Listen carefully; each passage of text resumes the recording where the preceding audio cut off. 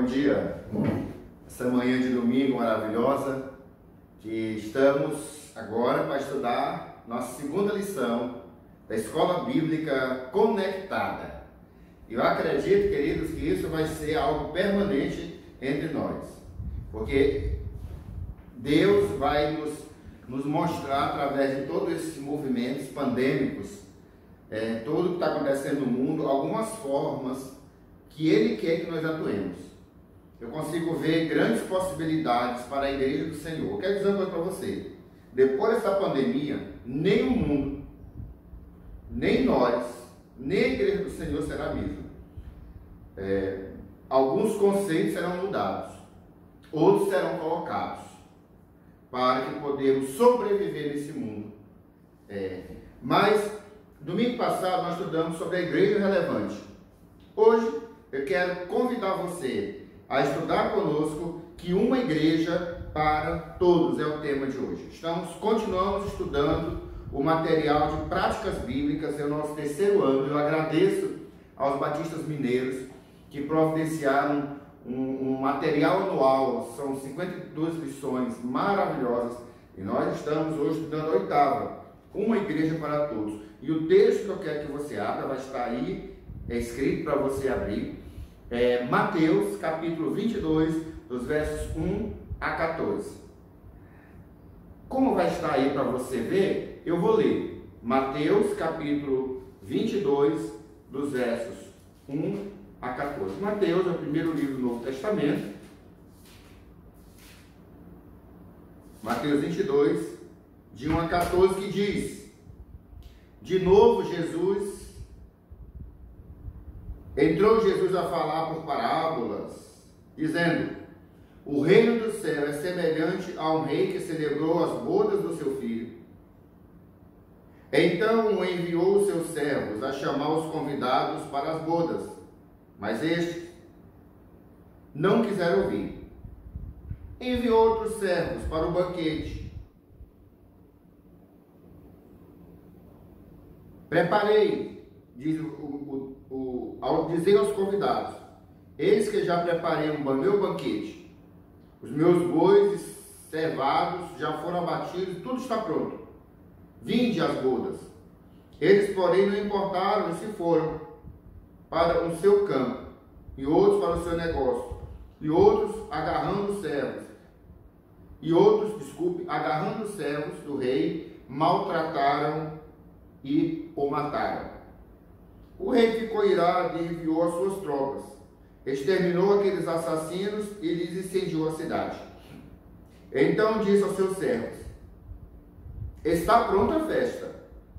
Então disse aos seus servos: está pronta a festa, mas os convidados não eram dignos. Ide, pois, às encruzilhadas dos caminhos e convidai às bodas o quanto encontrarem. E saindo eles, aqueles servos pela estrada, reuniram todos que encontraram, maus e bons, e a sala do banquete ficou repleta de convidados. Entrando, porém, o rei a ver que estavam à mesa, notou ali um homem que não trazia vestes nupciais, e perguntou-lhe: amigo, como entraste aqui sem veste nupcial? E ele emudeceu. Então ordenou o rei aos servos: amarrai os pés e as mãos e lance fora nas trevas. Ali haverá choro e ranger de dentes, porque muitos são chamados, mas poucos escolhidos. Amém? Senhor, eu te agradeço por essa manhã de domingo, em que podemos estudar a tua palavra.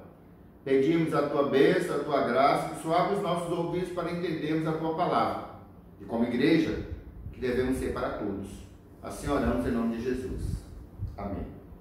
A lição de hoje nos trata de muitos assuntos. Lições importantes. Não é a primeira vez que Jesus fala do reino de Deus. Há uma sequência de parábolas que Jesus fala muito sobre o reino de Deus. Essa parábola, essa história muito bonita, ela tem uma mensagem verdadeira. É uma forma de Jesus ensinar, ilustrar, tornar-se claro aquilo que ele queria falar às pessoas que estavam ouvindo. nesse texto básico que nós lemos de Mateus 22, de 1 a 14, é a parábola dirigida de Jesus aos chefes do povo judeu. Em algumas traduções da Bíblia vão dizer fariseus. Jesus comparou o reino dos céus a uma grande festa, uma maravilhosa festa, promovida pelo rei para comemorar as bodas do seu filho. Então, esse é a verdade, né? Uma parábola maravilhosa que Jesus fala que o rei convidou para as bodas, ou seja, para um banquete do seu filho. Interessante notar.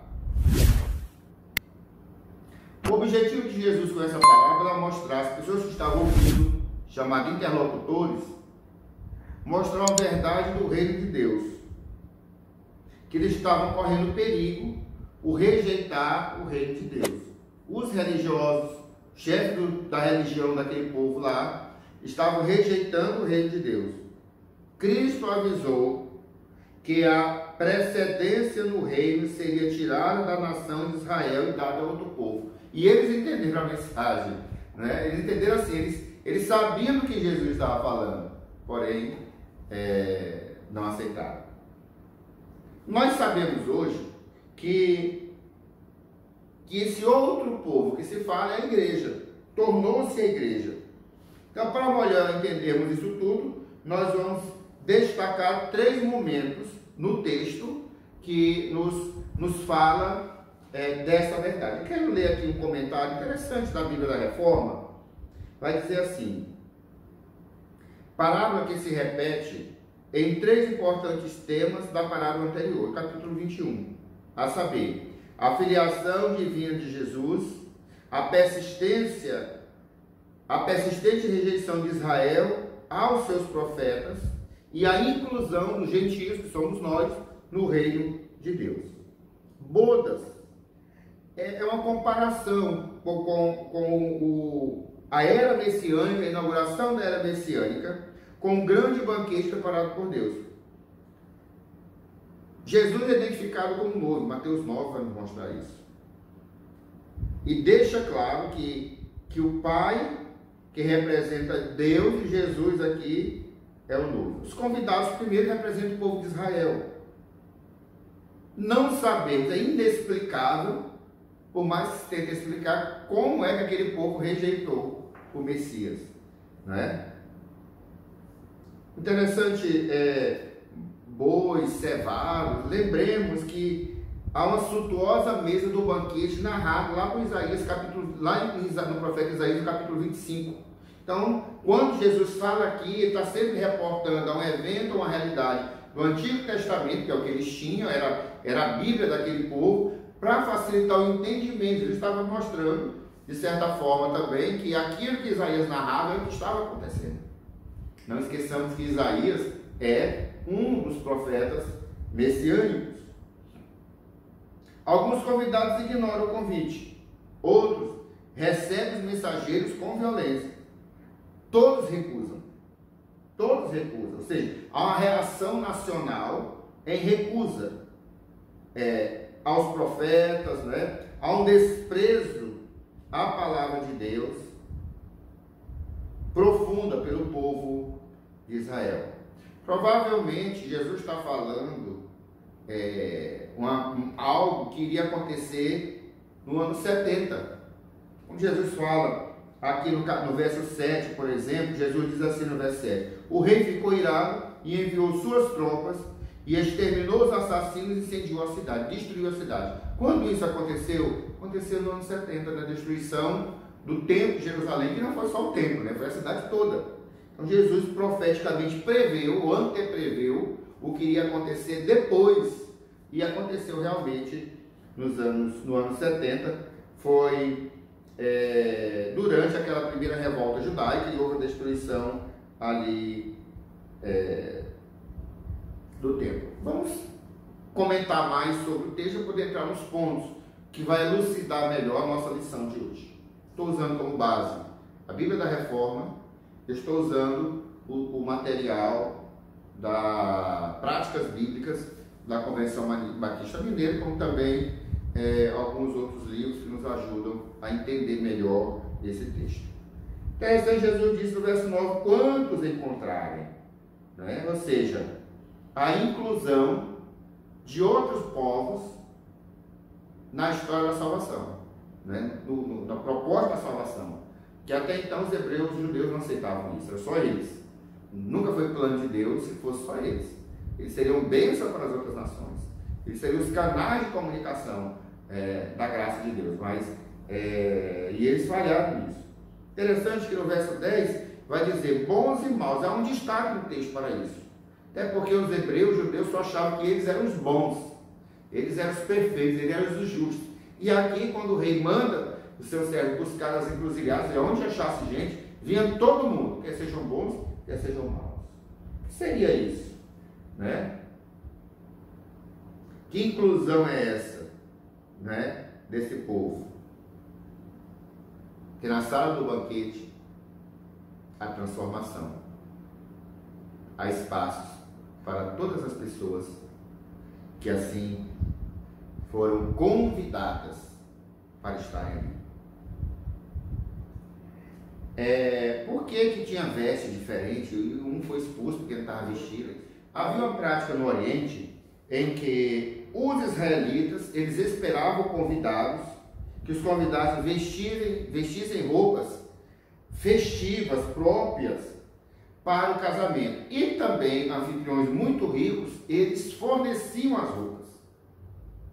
Então aqui era o rei tinha comprado, forneceu roupas para todas as pessoas. Então não importa como você viesse, você não precisava comprar roupa, você não precisava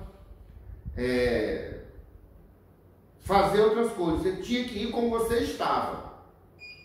A chamada é iminente, tinha que ir como estava. E lá resolvia o problema. Você ia vestir uma nova roupa, uma roupa de festa, uma roupa de gala, umas novas vestes. Nós vamos analisar um pouquinho mais na frente sobre isso.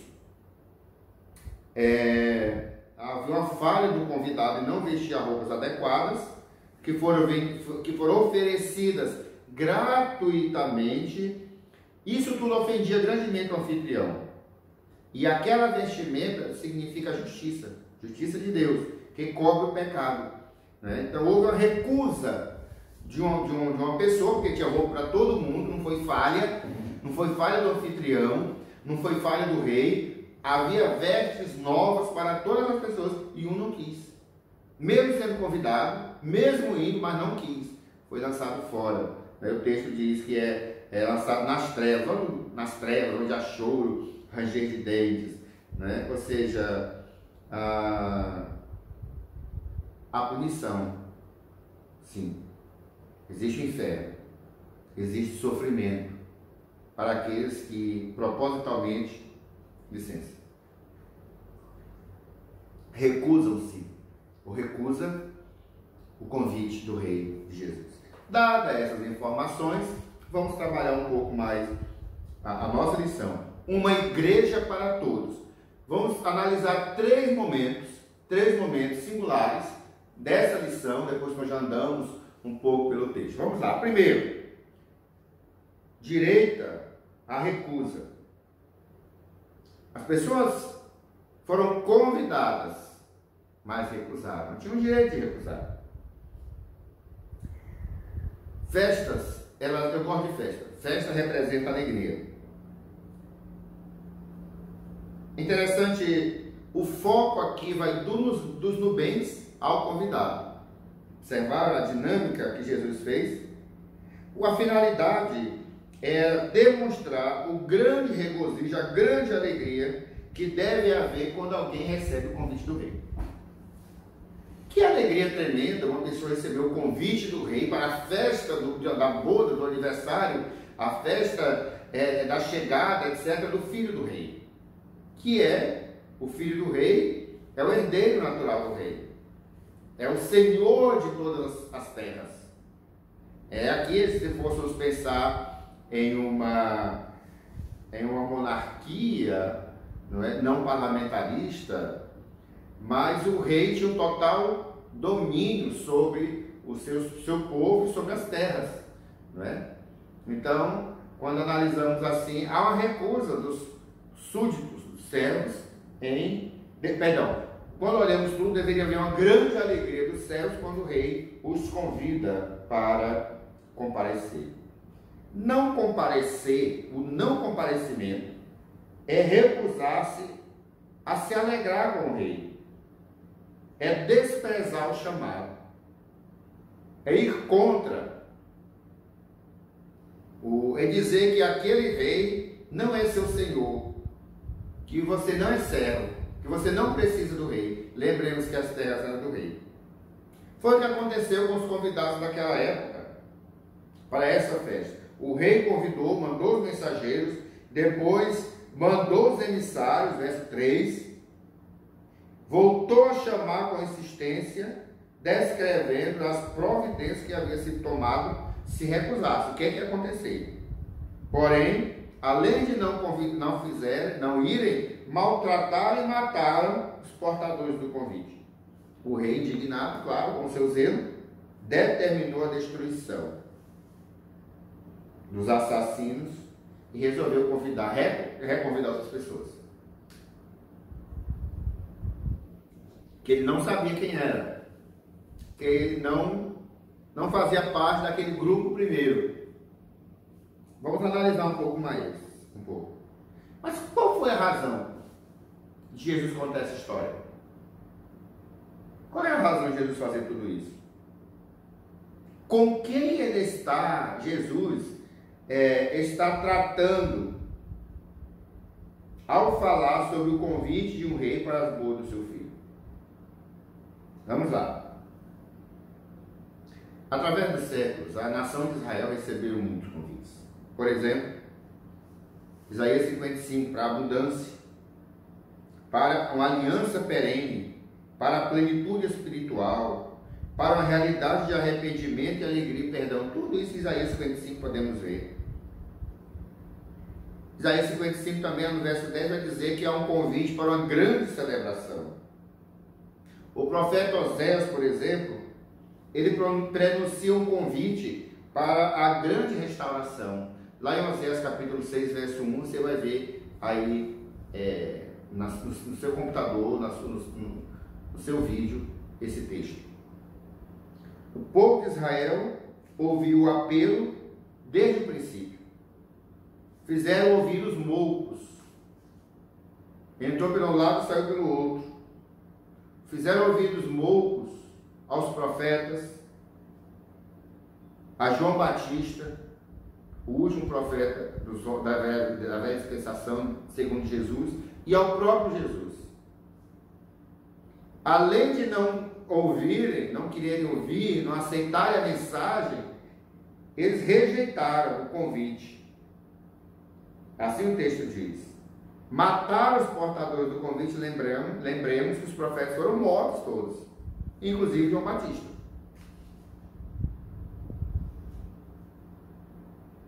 Essa atitude aborreceu a Deus, a recusa tornou-se alvo da ira de Deus, a não ser que eles se arrependessem completamente, seriam condenados.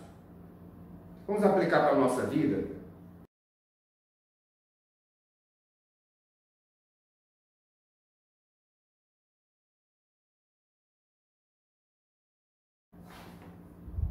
Quero fazer umas perguntas para nós aqui. Ser convidado pelo rei para qualquer atividade é o maior privilégio conduzido ao ser humano. Deve ser motivo de alegria e atendimento sem nenhuma dúvida e retardo. Tirando questões políticas, vamos imaginar o presidente da República, que é a maior autoridade do Brasil, nesse aspecto, chegar em sua cidade e convidar, mandar uma carta escrita a pouco punho pelo mensageiro, dizendo assim: Maria, João, Pedro, etc., você que está me ouvindo, aqui tem um convite, eu vou estar a tal hora dando uma festa para algumas pessoas e você é meu convidado especial. Assina, presidente da República. Como é que você ia ficar? talvez alguns iriam até plastificar o convite. Eu já vi casos no passado, uma pessoa que recebeu um convite, ou um memorando de um determinado deputado, quando eu era menino eu vi isso, e essa pessoa mostrou para todo mundo, ainda mandou plastificar, vou botar num quadro. A gente pode pensar que besteira, para nós mas para quem recebeu não era. Estava honrando com muita alegria em ter sido lembrado por aquela autoridade. Mas quem é presidente, quem é deputado, são pó, como nós. Vento que o vento leva. Nós que temos autoridade para esse povo, não são ninguém. Passarão como todos nós. Estou falando existencialmente falando, não nos cargos que ocupam. Né? Como ser, como ente, como humano. Somos todos iguais. Não somente perante a lei. Essa é feita pelos homens, não. Mas de acordo com a palavra de Deus, todos somos iguais. Não há homem nem mulher, diz Paulo. Não há escravo nem livre. Não há grego nem judeu. Não há preto nem branco. Vou parafrasear aqui o apóstolo. Todos somos um. Ou todos são um em Cristo Jesus. Portanto, quando você recebe um convite desses, pessoas ficam extasiadas. Mas você recebeu um convite do grande rei. Como tem sido o seu comportamento com relação ao convite de Deus para fazer a diferença e ser ir ao seu convite e à sua festa? Você tem prestado atenção aos convites do Rei Jesus? Tem sido pronto em atendê-los? Quais têm sido as suas prioridades? Quais têm sido? Quais são as suas prioridades como membro desta igreja? Você chega pelo menos na hora das celebrações, ou a hora que nós nos reunimos para adorar a Deus não é sua prioridade? Por exemplo, quarta-feira, quando nós paramos para estarmos juntos em oração, nos momentos certos. É claro que a gente não ora só na quarta-feira. Nós oramos todos os dias, mas quarta-feira é quando nós reunimos. É o menor público, talvez em todas as igrejas. O que é que nós estamos dizendo com isso? Que nós não acreditamos, que nós não veneramos, que nós não respeitamos, que isso não tem valor. Quando eu chego atrasado, estou dizendo a mesma coisa. Não estou dizendo que não possa haver um interregno nisso tudo, uma dificuldade. Não. Estou falando de coisas mínimas. Não estou nem falando das máximas. Como tem sido o seu tempo nas coisas de Jesus? Ou ele não é seu rei? Ou é só o seu rei da boca para fora e nunca entrou no seu coração? Você que já entregou, que diz que já entregou sua vida a Jesus, você precisa repensar tudo isso, porque servir ao grande rei, ao nosso Senhor, não é algo que qualquer, deve ser a prioridade da nossa vida. Então, a pergunta é: você tem sido pronto em atendê-los? Quais têm sido as suas prioridades? Vamos para o segundo ponto? Segundo ponto, o convite, ele é estendido. Primeiro há recusas, depois o convite é estendido. Qual é o texto que eu posso ver isso? É o mesmo capítulo 22 de Mateus, agora dos versos 8 a 10. Eu vou ler para melhorar a nossa lembrança. Então disse aos seus servos: está pronta a festa, mas os convidados não eram dignos. Ide por os encruzilhadas e caminhos, convidai às bodas quantos encontrarem. E saindo aqueles servos pelas estradas, reuniram todos os que encontraram, bons e maus, e a sala de banquete ficou repleta de gente. Olha que coisa bonita. Você já observou a sentença do texto? Vou aguçar a sua curiosidade. Olha que o rei fala: os convidados não eram dignos, porque a festa era digna, o nubente, ou o noivo, ou o filho era digno, tudo era digno. Os convidados não, que recusaram.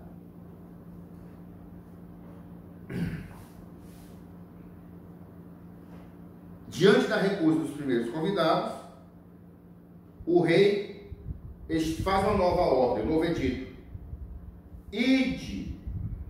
O que é que nos faz lembrar? Você se lembra que está escrito em Mateus 28, 19: portanto, ir por todo mundo, pregar o evangelho a todas as criaturas, quem crê o batizado será salvo, quem não crer será condenado. Ou Marcos 16:15, o mesmo texto paralelo. Não foi através desse cumprimento, porque alguém ouviu no passado, 1800 e alguma coisa, 1700 e pouco, alguém ouviu essa incumbência, este id, porque alguém ouviu, nós somos alcançados para a salvação. Nós somos alcançados, nos deu a possibilidade de entrar na festa do Cordeiro, entrar nas bodas do Cordeiro. Apocalipse 19:7 vai nos dizer isso. Porque alguém ouviu, porque alguém não recusou, porque alguém não foi negligente, porque alguém pagou o preço de renunciar a muitas coisas nesse mundo boas, para que o Evangelho pudesse ter chegado na sua vida. Antes de 1927, antes de 1925, quando nós começamos, antes, alguém em outro país ouviu e obedeceu. E o Evangelho chegou no Brasil. Queridos, o convite para a entrada no reino de Deus foi estendido aos gentios. Quem são os gentios? Gentio são todas as pessoas que não são judeus. Esses são gentios. Quem não é hebreu, judeu, quem não nasceu lá em Israel, o filho de judeu, é gentio. Eu sou gentio, você é gentio, esses são gentios. Gentio vem de gentes, né? Pessoas, outros povos. O convite, os primeiros não eram dignos, lembremos, de participar. O convite foi estendido do Oriente ao Ocidente. Lucas 13:39 vai dizer isso, né? Eu vou ler o que Lucas diz. Lucas 13:29 diz assim: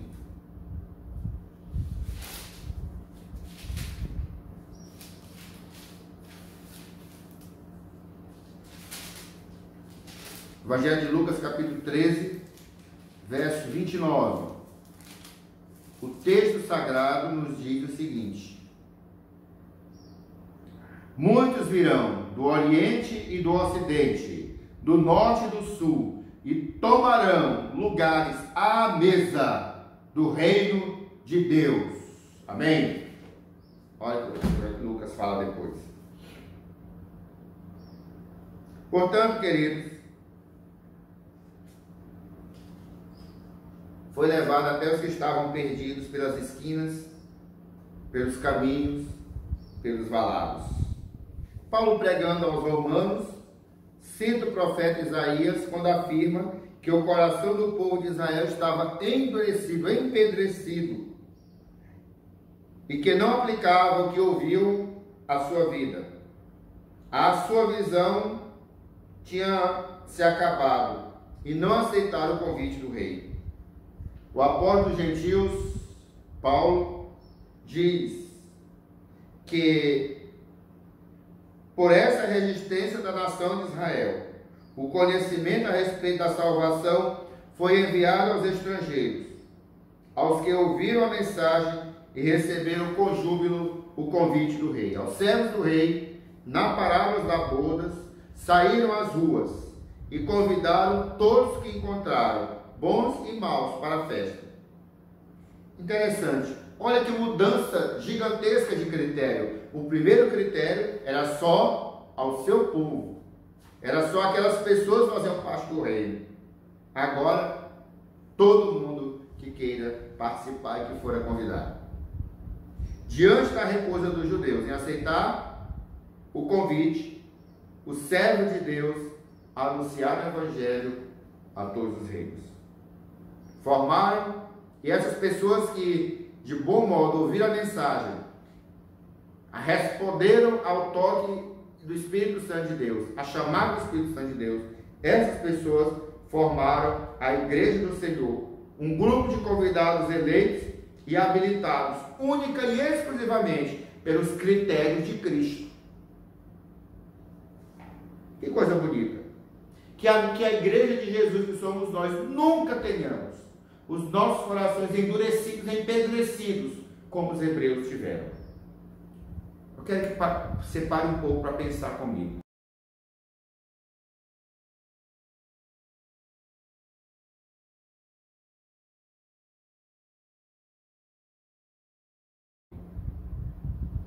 Todos somos convidados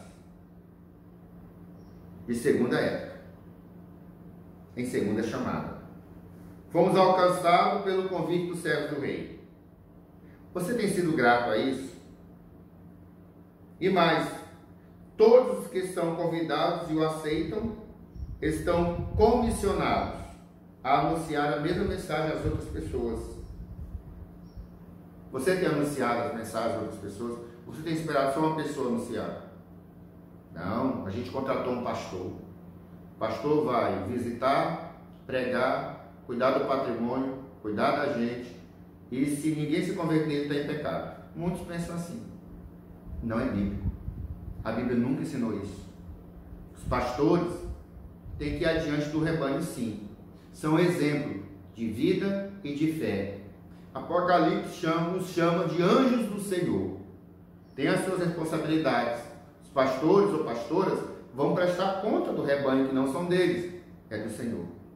A sua missão deve ser estudar a palavra e afadigar no ensino da palavra e na oração. Está lá em Atos, capítulo 6, por ali, quando distingue o diaconato do episcopado, né? do ofício pastoral.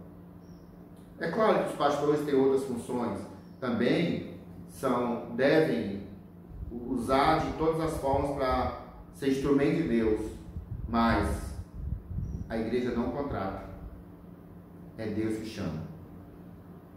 A igreja não é uma empresa, é a agência do reino. A igreja não é uma instituição humana, é a instituição divina, cujo sumo pastor é Jesus Cristo, o cabeça da igreja.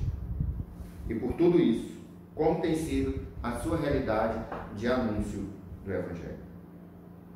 Eu quero concluir a nossa lição com o terceiro momento desse texto. Há uma necessidade de preparo. Mateus capítulo 22, dos versos 11 a 14, eu vou ler. Então, porém, o rei, para ver os que estavam à mesa, notou ali um homem e perguntou-lhe: amigo, como entraste aqui sem vestes nupciais? E ele emudeceu-se. Então ordenou o rei aos serventes: amarrai-o os pés e mãos e lançai-o para fora, nas trevas. Ali haverá choro e ranger de dentes, porque muitos são chamados, mas pouco, porém, os escolhidos.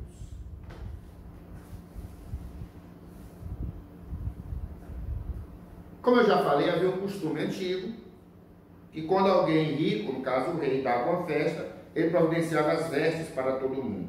Não usar aquelas vestes providenciadas pelo dono da festa era um sinal naquela cultura de desonra, de falta de consideração para com o dono da festa. Era desprezar, era uma atitude de desprezo ao anfitrião. Na parábola que nós lemos, foi exatamente o que aconteceu. Alguém havia penetrado na festa, mas se recusava a vestir-se adequadamente. Na religiosidade contemporânea, nos dias de hoje, muitos acham que poderão alcançar as bênçãos da salvação mediante a prática de rituais ou dedicando a parcela pequenininha do seu tempo, um pouquinho dos seus bens, um pouquinho dos seus talentos, achando que vai comprar ou que vai merecer alguma coisa de Deus, porque está fazendo alguma coisa. Nós sempre somos devedores. Você sempre é devedor e eu também. Nós recebemos de graça, por graça. Tudo que nós fazemos não é mérito, para recebermos alguma coisa. Mas é gratidão. Como tem sido a sua gratidão? Como você tem caracterizado a sua gratidão? Como você é grato a Deus com os seus bens? Seu não, porque é de Deus. Tudo que você tem, fazenda, terra, emprego, gado, carros bons, eu não sei o que é que você tem, mas o que você tem, quer dizer uma coisa, não é seu. Esse vírus que está aí, se pegar um de nós, provavelmente a nossa fazenda, o nosso gado, tudo que temos, o grande salário que temos, qualquer coisa, não vai comprar o remédio, porque não tem. E se não tiver, e se a gente piorar e não tiver um ventilador, nós vamos sucumbir. Nós somos pó, lembre-se disso. Somos pequeninos. Necessitamos da graça de Deus. Tudo que nós fazemos deve ser por gratidão àquele que tudo fez por nós. Queridos, não podemos desonrar o anfitrião das nossas vidas em desobediência, em desonra.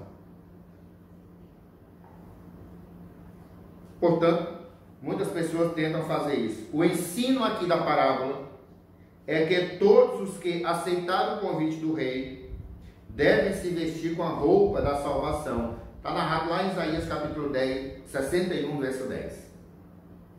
E deve despir-se da sua maneira anterior de viver. Todos aqueles que dizem ser convidados e não se trajam, ou seja, não demonstram através do seu testemunho que foram transformados, serão expulsos da mesa do rei. Todos os crentes receberão as vestes novas, maravilhosas. Aos que confiarem em Cristo receberão do Senhor, de suas vidas, algo novo, algo maravilhoso. Em Apocalipse capítulo 19, do verso 7 a 8, eu vou ler, diz assim. Apocalipse 19, dos versos 7 a 8, eu quero ler para você esse texto sagrado.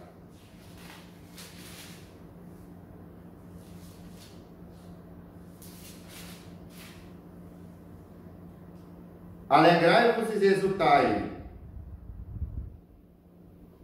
e demo-lhe a glória, porque são chegadas as bodas do Cordeiro, cuja esposa a si mesmo já se ataviou, pois lhe foi dado vestir-se de linho finíssimo, resplandecente e puro, porque o linho finíssimo são os atos de justiça dos santos.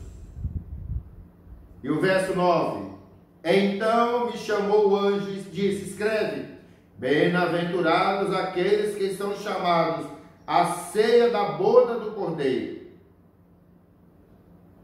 E acrescentou: são estas as verdadeiras palavras de Deus. Amém. Às vezes, nos deleitamos com a justiça ou com a leitura do texto que afirma que somos salvos pela graça, mediante a fé, e esse dom, presente de Deus para nós.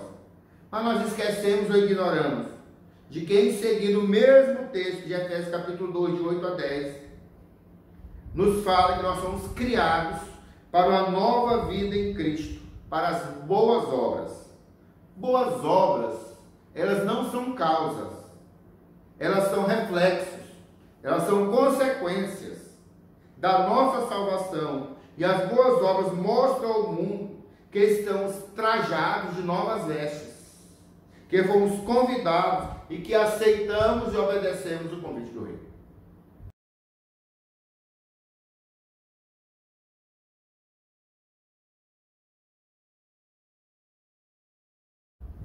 Queridos, está vestido com as vestes especiais preparadas para a festa do rei é sinal de apreço, de honra e de gratidão.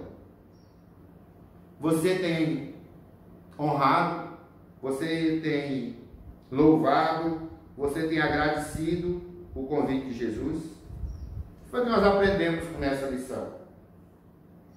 O que foi que você aprendeu? O que eu aprendi com essa lição? Quais são as lições para a minha vida, para a sua vida com essa lição? Nós aprendemos que os primeiros convidados da nação de Israel recusou-se a atender, e nós, a igreja, somos substitutos, como convidados, nas ruas, esquinas, encruzilhadas, caminhos, becos e valados. Não porque fôssemos os melhores, ou tivéssemos alguns méritos, simplesmente fomos convidados para entrar. Espera-se de nós, os convidados, uma atitude diferente dos primeiros convidados. Aprendemos que há um convite extensivo a todos os seres humanos para adentrar o reino de Deus. Aprendemos que não se deve confundir este convite com a ideia de que a conduta do chamado não tem importância. A conduta demonstra quem somos. Não adianta você cantar, louvar, chorar, se derramar, se emocionar com a música e a sua vida não ser condizente com a verdade. Não adianta só o emocional. A nossa prática tem que ser coerente com o que cremos. Não sou contra emoções. Há pessoas que se expressam emotivamente, é delas, isso é muito bom. Mas a nossa conduta como cristão é que vai demonstrar o que somos, não o que a gente fala. Eu posso falar as palavras mais bonitas, mais certas, mas se a minha conduta não for igual, são só palavras que serão derrubadas depois, que serão questionadas, e eu vou mostrar quem eu sou. Demonstre com a sua vida o convite que você aceitou para as bodas do Cordeiro. Demonstre com a sua vida, com as suas ações, as suas vestiduras novas, as suas vestiduras da festa, as suas vestiduras de quem sempre está na presença do grande Rei. Deus abençoe a sua vida. Uma igreja para todos, que todos possam conhecer Jesus Cristo. Deus em Cristo te abençoe nessa manhã de domingo, nesse dia todo, e logo mais às 19h30, ligue o seu computador, o seu smartphone, acesse as nossas páginas e participe conosco de uma grande celebração do Senhor Jesus Cristo. Continuaremos os estudos sagrados.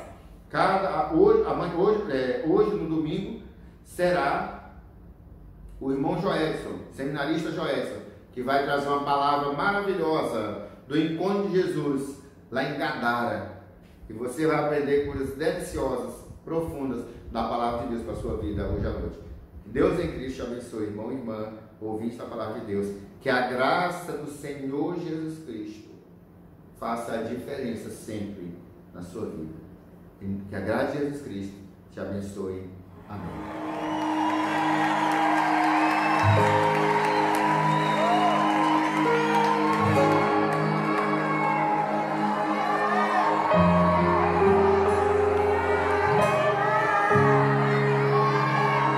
Você é bem-vindo aqui. A casa é sua, pode entrar. Me esvazio de